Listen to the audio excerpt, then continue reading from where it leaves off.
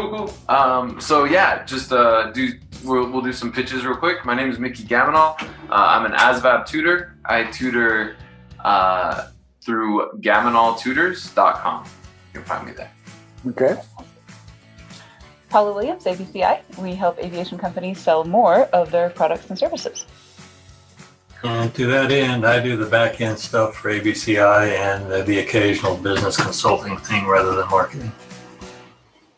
And I'm Tylor Hall with Shrike Aviation, looking to raise funds for a project in Las Cruces. There's another one going in up here at Double Eagle. That's kind of unique. That's fantastic. A lot of opportunities for for investment in aviation for folks wanting to get into this. It's more real estate investing kind of a thing. Because the big thing is the hangars themselves. That's the big number. What's unique out at Double Eagle is Eclipse had made arrangements with the city to acquire 130 acres right next to the north-south runway through the fence access. That's already in place. And that's $7.5 million. Now, the other unique thing is that Amazon has built its million-square-foot office building 3 miles down the road. And they're saying they want to extend the runway to full 10,000 feet, and they're going to pay for it so they can bring the 767 freighters in. There's no room at Albuquerque Airport. FedEx, UPS have the whole air freight side, and there's no room. The other side of the airport's Kirkland. Well, you can't go there. Right. And so Amazon is, coming on real strong. And the object would be this: we'd start an FBO and the fuel farm and to service the 767s. And one of the guys has gotten a letter of intent to park like 10 two-way caravans just for the hauling out and back stuff. Making Albuquerque a big freight hub for Amazon. Nice. Cool. That's the short version of it. Right. We'll get into the long version in a minute. So that's cool. Oh, I have the full long version if you want it. Fantastic. Cool. So today's topic is going to be the hardest thing you've done or the biggest challenge your businesses face. So I'll go first, and then we'll take turns. Anybody, feel free. It's conversation. But for me, it's not necessarily, it's obviously not aviation based. But the hardest thing I've done is just wake up. I started teaching at 4:30 in the morning for my East Coast students because that works for them. They'd rather have 7:30 a.m. classes. So it is tough. And I actually told my wife, because I try to drive her to work, and I'm like, I quit my daytime job, and now I have all this autonomy, and I choose the worst possible schedule. Like, I just don't know how could she deal with that? So, waking up at that hour. And then also, I think next month I'm going to be going to Basic Officer Leadership course, also known as Bullock, in Fort Lee, Virginia. And then while I'm there, I'm going to be teaching as well. And I think that's, I kind of like having the toughest thing that I've ever done for my business being in front of me rather than behind me. Because I feel like that means that I'm doing more for my business than I did last year, which I think is a good thing. Or at least that's what I tell myself. I mean, my business is still relatively new, so who could say? But yeah, hopefully, I survived Bullock and am able to maintain my business at the same time. I am going to have to hire some outside help, and that's going to be a tough thing too. So I've got a lot of major adjustments and some tough challenges that my business hasn't faced before. But I think it's like Grant Cardone says, he's like, you know, these are good problems. You know, if you have to pay more taxes because you're making more money, that's a good problem. Like, you want those kinds of problems. So you're going to have problems no matter what. You'd rather have the good ones. So I'm trying to be selective and intentional and have them. So there's no shortage of early mornings in the aviation industry. Yeah, today was your day, right? No, actually, they canceled. And that was another.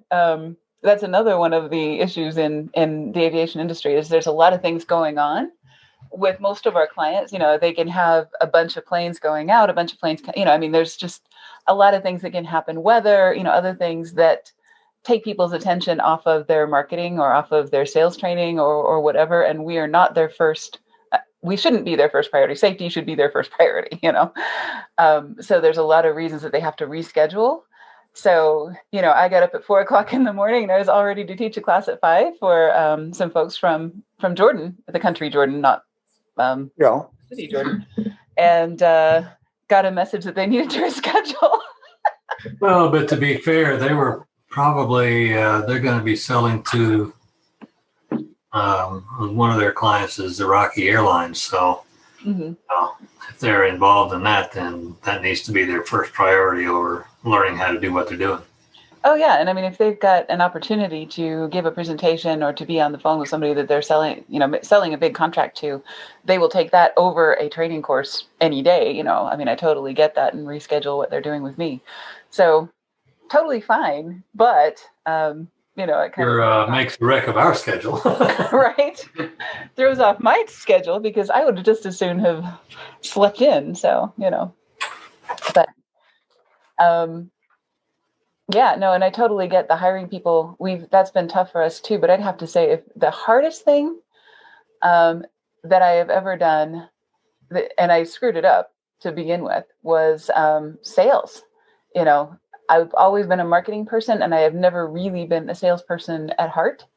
And my dad was very anti-sales. You know, he was always. He felt like if someone was a salesperson, you didn't owe them the courtesy of calling them back. And, you know, I mean, he was just pretty, oh, that's just a salesperson. You don't have to open the door, you know, or you don't have to answer the door, that kind of thing. So I kind of got that vibe of salespeople are less than from him, and never really resolved that until, you know, I started doing, you know, I really had to kind of beat myself up over this. And one of the first things I did was a really huge error. We were at a mastermind group, and you know, on the hot seat, and of course, you know, you get all stirred up and everything else, and people tell you what you should do, and they give you a script, and they tell you what exactly to do, and you go home and you try it. And this is what I did. In my defense, you know, this is what I did. So I called Jack Pelton, and the weirdest part of this story is I actually got him on the phone. And Jack Pelton is the CEO of Cessna before it was Textron. Yeah. So the weirdest part about this story is that I actually got him on the phone, and I completely froze. I was not going to use the script verbatim, but I ended up doing the script verbatim. You know, and the first line was, "Do you ever work with outside copywriters?" And he's like, "Copywriters? Is this like about intellectual property?" And I'm like, "Oh, no. This is about advertising. You know, it's this kind of copywriting." And this is what we were doing, is we were selling copywriting at the time. And he had no idea what I was even talking about, you know. And he ended up saying, "Well, you know, our marketing department handles that." And I'm like, "Okay, fine. Thank you very much." Click. And I hung up on him. So it was like the worst sales call ever. And I'm just hoping that he doesn't remember this, or if he hears this, he'll probably laugh. But, you know, now I can look back on it because this was, you know, 13 years ago and smile. But anyway, that was the worst thing I've ever done. And the biggest challenge I've ever faced was learning how to sell. And, you know, so then we got into a bunch of different sales training courses, took what we learned and applied some intelligence to it before we actually ran out and did it. And, you know, that's where the course comes from, is trying to be a little less scripty and ridiculous. Nice. Yeah. I hope he doesn't remember that. I understand he's a really nice guy. I'm sure he is. I've never met him other than this. Anyway, Well, that's cool. I mean, it sounds like you've overcome the challenge at least, right? So, and now I can talk about it without turning completely red. So, that's another thing. Yeah. What is a minor? Like a rosy. Exactly. A little red, just a little. Yeah, exactly. And I totally get, there's a lot of folks in our courses that are really, really nervous. And, I totally get that because that's where I was 13 years ago. I totally get that there are people who just have this huge hesitance to pick up the phone and they're afraid the worst thing in the world is going to happen. But you know what? I didn't get struck by lightning. I didn't get set on fire. I lived to tell the tale, so it does get better. So that's cool. Cool. Good deal. How about you, John? Well, I split it into two parts, one physical and one intellectual. Okay. The physical part was winter SEER training in Washington State. 2 weeks. And I can tell you that is not, I got through it, obviously, because if you don't, you go take it again. And the first time through is way funny. Intellectually was funding ABCI because I did not want, because everybody, you get money anywhere, easy, at the cost of 51% of your company. And we already worked for somebody, didn't want to do that again. So then how do you do that? And we took everything we had and then what we didn't have, we put on credit cards. And that's the way we did it. Expensive, but controllable from our end, and our company is ours. And all that's paid for, of course. But still, that was a hell of a challenge to be able to make that work and balancing what we were making. You get a bill on your credit card and make enough money to pay for it next month. That didn't always work. So, but we did that later, and we're good to go now. Yep, we got have 30 been for days. a number of years.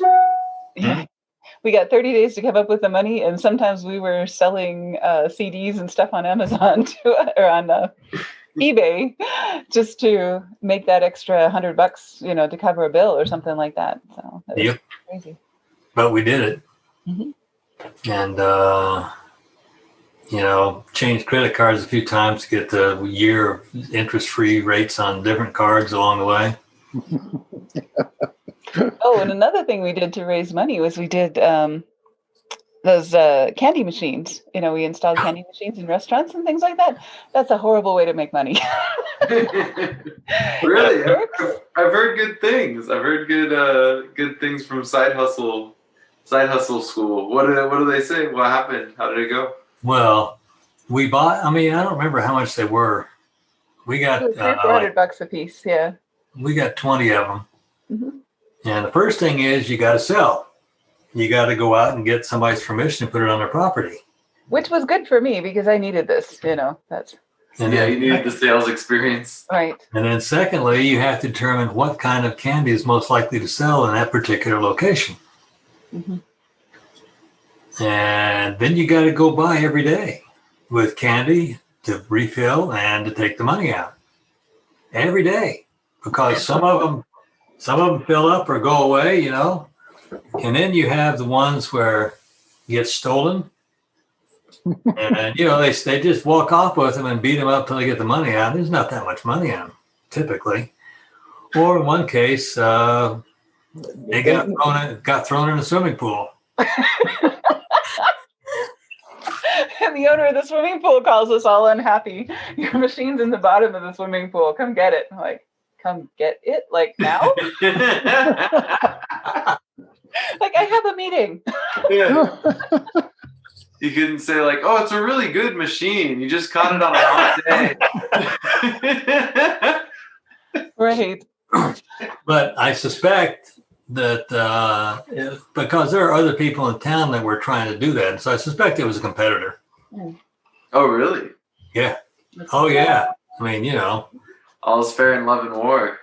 Right. But, we knew we needed the long-term cash, and we were trying to find something that was like independent of the clock, so we could schedule, our stuff during the day and then go do this at night and that kind of thing to raise the cash we needed and things like that. But it just was so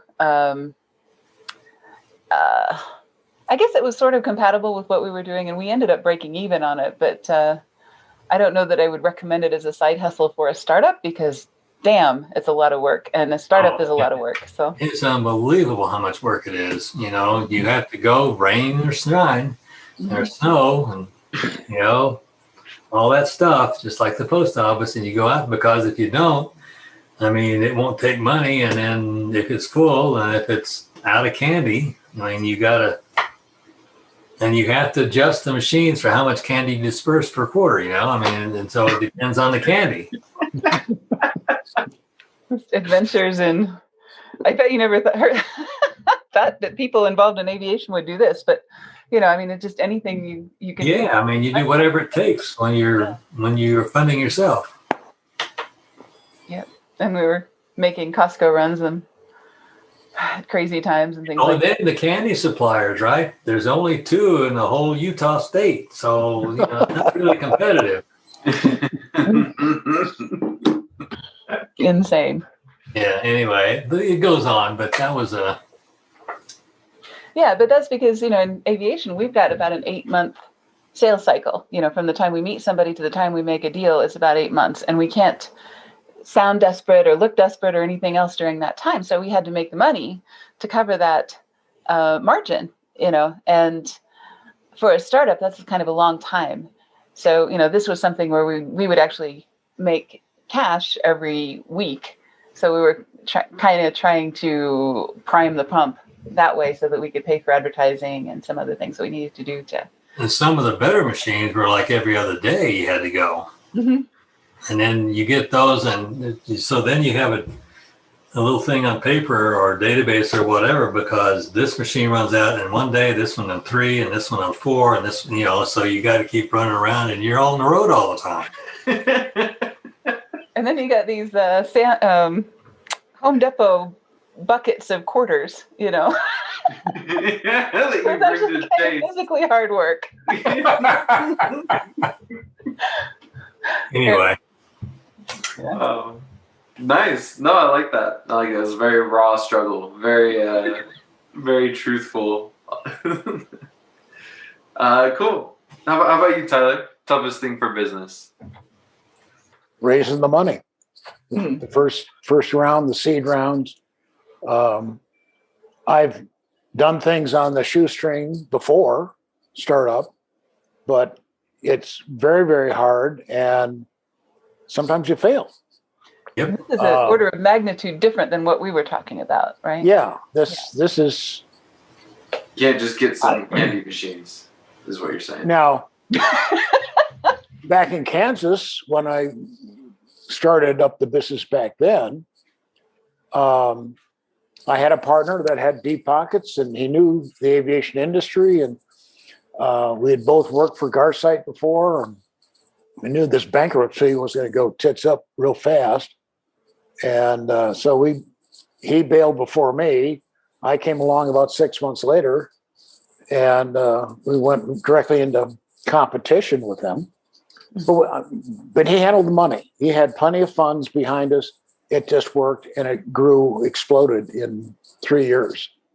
To the point where the Garsight was going through a $35 million bankruptcy. Nice. And I've learned from talking to other people that may have been the whole intent to begin with. They were using this New York money, and they intentionally bankrupted the company. Oh. Just because they sucked all the money out of it.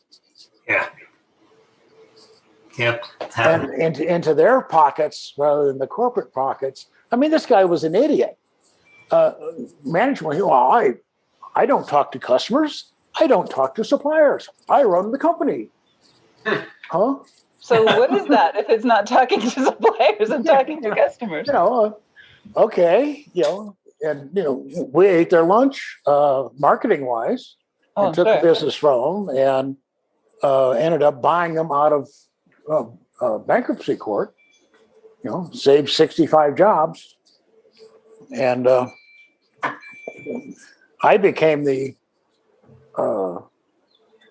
They had set up these things for all the executives. You know, executive had this privilege, and he had a parking spot right up front by the office and name on the door and that kind of stuff. All that immediately went away. And everybody in the shop was just nervous as hell. So what happened? You know, on Friday, 65 people lost their jobs. On Monday, they all got them back again, you know. Jeez. We just kept on and kept on. And I ended up parking in back with all the guys in the shop. Because, you know, the shop guys get there at 6 a.m. You know, I don't get there until 8, 7:30. And I parked intentionally out back. I want to see what these guys are doing. So I came in the back door. It would sometimes take me 2 hours to get to my desk. Because you did the management by walking around. Yeah, MBWA. Yeah. Mm-hmm. I was at the paint shop, which was a 9-acre site. Way out in the back was where the paint shop where they painted refueler trucks. And I'm in there looking at our project we got on. In walks the new president of the company. I've known him for a while, and he had his phone glued to his ear, yakking away, wandering around, and he turns around and walks out. All these guys are looking at me and say, "What did we do? What did we do wrong?" You know, I said, "Nothing. Don't worry about it. That's him. He's glued to that dumb phone, so don't worry about it. You're doing a good job. I'm here looking at this. I see this is pretty, and gosh, that's a good-looking truck you did over there." You know, the compliment thing. Yeah. I think people so want to be noticed, you know, and they're almost insulted when they get away with something, when they do something badly. But, you know, it's worse when they do something great and nobody notices. Exactly. Mm-hmm. And, you know, I was one of the senior people there. So, okay. Yeah, I appreciate these guys, what they're doing. Yeah. And verbally express it. This guy walked in, walked out, and he was in la la land, you know. Not engaged. So that's what we're starting to do something. I do have a question. In this new paradigm we've got of working from home, I'm at home, my daughter's at home here, and you guys are in your office, and you're in Las Vegas? Yep. Yeah. How do we grow a business? I've been in sales my whole life, you know, one-on-one, eyeball to eyeball, you know, kind of a thing. And now it's different. Oh yeah. And now I've been on Facebook. I'm on the Twin Commander guys. I'm on the Twin Cessna guys. Cessna, single engine. There's also the Beechcraft, King Air group, and Citation Pilots Association. Right. All these associations of aircraft owners. I look at them as my future customers. It would take a lot of time just working these conversations to go on. I mean, there was one intriguing thing. Guys flying us 421 from up north down to Florida, and he's 2 hours into the flight, and they still smelling gasoline or some gas. You know, it's a bad smell. What am I going to do? Oh, do I land here? Do I get a mechanic to look at this? And then he turns around and says something to his wife, and she's holding her hands up at the air blower, drying her fingernails.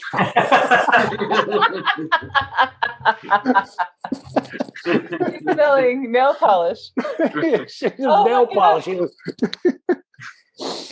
know, there's things like that. But others are, oh, I need this part. Yeah. Where can I get this part? Or what should I do about my avionics? Or what should I change first? Or, you know, all these interesting questions. Mm-hmm. That are great sales opportunities. I'm meeting, you know, Jim Allman, who is the president of Blackhawk Aerospace, the PT6 engine upgrades for all the King Airs. Yep. He also dabbles in 421s and 414s. Buy, sell kind of a thing. I met him back in 2003 when he flew into Pagosa Springs, first getting started on the first the 135s on the KR 90s. And really nice guy, very knowledgeable, been at this thing a long time. And I'm worried that, no, that's my competition, but there's other people that I see, like Mike Bush. He is a guru of engines and engine maintenance. And a ton of followers. And I've been on his webinars a couple of times, seeing what he does, what he talks about, and how to maintain engine, what to look for, and some real tricks of the trade. Yeah. About making an engine last, twice, 3 times as long. So the question is, how do you use the new tools and paradigm without it turning into a time suck? Basically, it sounds like. Right. Now, before you go into that, because I know this is your expertise, but before this quote pandemic hit us, the year before, and I don't know why we decided to do it, but we did, and I think it really helped us a lot, was that year NBAA was in Orlando, and I like road trips. So I said, let's drive it. Let's just take a couple of weeks, one on each end of it, and we'll drive.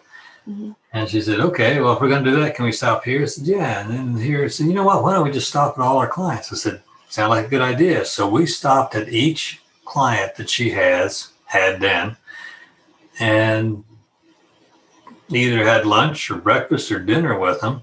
We ate a lot. I think, and got to know them better than, because she sold them online. All of them.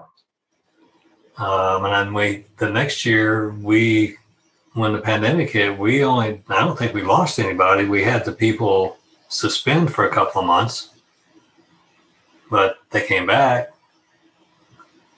And the longest suspension was what, about a year? Oh, not even that long. About 6 months for one of the flight schools that was closed down, literally closed down. So I think no matter what, ultimately you need a face-to-face with somebody. Yeah. And then face-to-face in real life, RL. Not this thing. Not this kind of face-to-face. But Mickey, you have grown your business from scratch online, and you have never met in person a lot of your clients. Maybe you would be the best person to answer this. Yeah, I would say I've only met 10% of my clients in person. And the best way for me has been Facebook ads, actually, Facebook ads and Instagram ads. And as much as I hate to, I'm trying to pull away from it, I'm trying to work more, in person and do it for cheaper. But the best clients that I've had, my repeat customers, they come at me through Facebook and Instagram. And I would imagine it's because it's such a wide pool of people. If you can get your message, my message is very simple. I help you get the school. Like, if this is what you're struggling with, I can fix that. So I put that message. You use targeting to get to those people. Exactly. Yeah, I use targeting for sure. You're selling intellectual property, whereas Tylor, I think, is going to be selling pieces, parts, and service. Right. But it's it's still a solution to a problem at the end of the day, right? I mean, if that's still your thing, you can actually go into, and Mom would be better at showing you how to do this specifically, but you can go into those groups, right? You're talking about like 6-7 groups that and again, Mom's probably going to talk about this a lot more. There are 21 or 22 type certificate clubs in the States. Perfect. So you go to those groups and you can see exactly those interests. You can figure out exactly who's in those groups. And if those are the kind of people that you want to work with, they've never been more accessible. Realistically, you can't put a sign outside your door and say, hey, if you're in this club, come by, because nobody's ever going to stop. But yeah, I mean, it's unbelievable how much access you can get as an advertiser. But what John is pointing out is that the face-to-face meeting is still important. It is. Agreed. Somewhere along the way. This means to me Oshkosh or MBAA. I mean, I'm looking at we're a brand new company. I'm competing against guys that have been doing this for 40 years. Mm-hmm. You know, lots of staffs of people. I got to say, well, I got these new guys and these guys, and, you know, I'm surprised on the websites that they don't talk about the resume or the people that work for them. Right. Whereas some that I have seen that, and you click on the picture, now you get his resume. Yeah. Oh, he graduated from Embry-Riddle. He has an AMP and IA. He, you know, did this in the military. And, you know, I think that would be a way to sell our capabilities. Oh, yeah. So it's the people. Now, what I think needs to be done is a hybrid where you start like Mickey and you target people who are in these groups and say, you know, I'm going to be at EAA at this event. Let's schedule a time to meet together. You know, so that way you're making your face-to-face meetings 1,000 times more efficient. So you're targeting the people that you want to get to set an appointment with you. And then when you go to EAA, you're booked solid. And you've got meetings from 9 a.m. to as late as you want to go. Ideally, you know, because you can fill your calendar using those digital tools so that you will spend your time more efficiently when you get to those places. And then you can spend the time face to face because that is still important. But, you know, if you want to meet with 30 people at a 3-day show, as opposed to kind of haphazardly wandering around and hoping you run into the right folks. Hoping that somebody walks in who might be your customer. Yeah, I see what you're doing. Right. So I love using digital ads to book appointments at physical events. And not even, I mean, to add on to that, since you're already in these groups and you know who these people are and you know that they're likely to be at these events, you don't even need ads, right? Like all you got to do is just message them. I mean, the access is unbelievable. You can just say, hey, I'm going to be there too. What are you planning to get out of it? And like, you don't even have to tell them, hey, meet me. You say, what are you hoping to get out of it? And then if it vibes with what you got, you're golden, you know? Right. And then you just set up a time, and then you show up with a full dance card. And, you know, you won't be able to come up for air and enjoy the event. That's the downside of it. Right. But everybody's going to be wondering what you're up to, which is kind of the plus side. Like, I heard he was here, but nobody's seen him. He's in a room somewhere, you know. But, you know, it does have a little bit of a downside. You might want to schedule some time off so that you can go wander around. But, you know, I love scheduling events using digital ads. Okay. I think that's one of the best ways to combine both worlds. Yeah, and MBAA keeps assuring us they're going to be there in Las Vegas this year. Yeah. Yeah. To happen. And Oshkosh. Yeah. Done. Yep. Oh, I got my vaccine on Friday. First one. Congratulations. Good for you. Yeah, we get our second one on Thursday. Thursday. Thursday? Yep. Both of you. Okay. I hear it's gross, but it might be fun. At least it's Thursday, so you know we got the weekend to recover. Well, I tell you what, it can't be as bad as my entrance into the military, where you got 9 or 10 shots within a space of 5 minutes. Oh. You walk down the line, they hit you on both sides. Both sides. That's right. Oh, man. Yeah, you know. They let us all into a room, single file. Yep. And we all had to have our shirts up, right? Yep. So that they could stamp us. And then as soon as the room was full, everybody had to drop to their knees and get ready for the mean shot. And so then they started going around with IVs to all of us. It was terrible. It was terrible. Very livestock, very much like livestock. Yeah. Oh my gosh. Like cows. Yeah. And they use pressurized hydraulic guns for us. So then I tell you, if you move, it's going to smash you open. You're going to go to the hospital. So you stand still and take it. So they don't serve milk and cookies afterwards or anything like that. Nope. Oh, that's horrible. Okay. Yeah. So Thursday can't be that bad. Yeah. There you go. Well, you've gotten your first shot, right? Oh yeah. And it wasn't too bad. I felt like I'd worked out the day before and I hadn't. So it was like, like I'd been lifting weights or something. Mine just hurts a little bit. Yeah. Good deal. Cool. That was only 1 milliliter for crying out loud. There's not that much even going in. Yeah. So, well, New Mexico seems to be, pushing hard on opening up, and a few states around us are also, into the mass inoculation thing. Mm-hmm. And I think it's more of eliminate the fear. John, to your point, as far as like face to face, as far as what you and Mom did when you guys went from client to client, I'm going to be trying to do something similar, because I do value the face to face interaction, and I know that as a teacher, I know that at least one like in person meeting goes a long way. Oh yeah. But we'll see.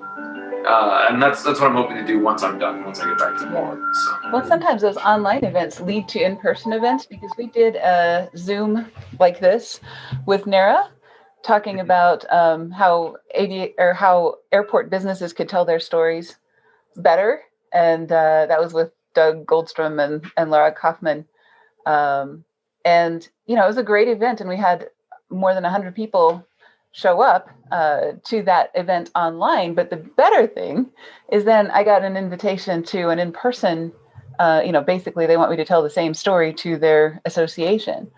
So, the Zoom meetings do lead to in-person events. Mm-hmm. So, one thing leads to another. And I would just say it's just so much more efficient to cast your big net digitally, whether it's for investors or whether it's for students or whatever you're looking for. And then once you have a qualified group, that tells you where and when to spend your time more efficiently, because you'll get more face-to-face time with the right people if you've kind of cast the big net in a digital way, and then you do that's an interesting way of looking at it. Yeah. My kind of sales, I call it consultative selling. Yeah. I'm not there to put the hard clothes on them. They do it for themselves. But if he wants $50,000 worth of all new avionics and thing, well, which one do you like? Do you want this one or that one? Do you this or that? That is actually a way of closing. Yeah. Because you're getting closes all the way along. Yeah. He's making a decision on this piece, this display, this Aspen or the radio or the radar altimeter or the autopilot. And then all of a sudden he comes to yes. Yeah. He talked himself into it. Yep. Yeah, I remember I was online. I was on the phone with Paula standing next to me because she'd handed me off to this individual. And we talked a few more minutes. She said, well, how do I make this happen? I said, you give me your credit card number and we're good. And he did. Yeah, exactly. But yeah, what you need is more at-bats, because you're a great salesperson already. So, you just need more opportunities to have that conversation, right? Mm-hmm. And that's the marketing. That's the digital marketing, I think, that does that more efficiently than anything else. Now, you had mentioned wanting for us to do 90-second videos. Yeah. I really like that idea. Mm-hmm. I can think of all kinds of, little things to talk about or big things to talk about. Big things. This is what's going on at the airport. Or this is the latest. You start publishing those in those Facebook groups, and then you're not spending nearly as much time answering people's questions, but you become a regular feature every Thursday or, whatever day you pick. Right. Mm-hmm. With a different video, here's what's going on. Here's what we're looking for. Here's the types of people, we were looking for people to be mechanics, or we've got some openings for avionics upgrades, or, whatever it is that you're looking for. Mm-hmm. And, hopefully that will make the right connections. And some of those you might want to boost to a targeted audience and say, here are the people who are the most likely to be interested in this, and that kind of thing. So, okay. But I could see that building the database of personnel, of members of these groups, also putting an ad maybe in their magazine to drive interest. Yeah. Okay. Cool. So I guess we kind of covered the hardest thing you've ever done, right? Did we? Yeah. Yeah, it looks good to me. Sounds about right. I feel like everybody had a chance to speak, and and be heard. So, yeah, if we're good, we can pitch out. Is there anything else? Any final words on most difficult thing you've done for your business? No, I'm done. I gotta go find her, Yeah, exactly. So Totally get Golden. it. Cool.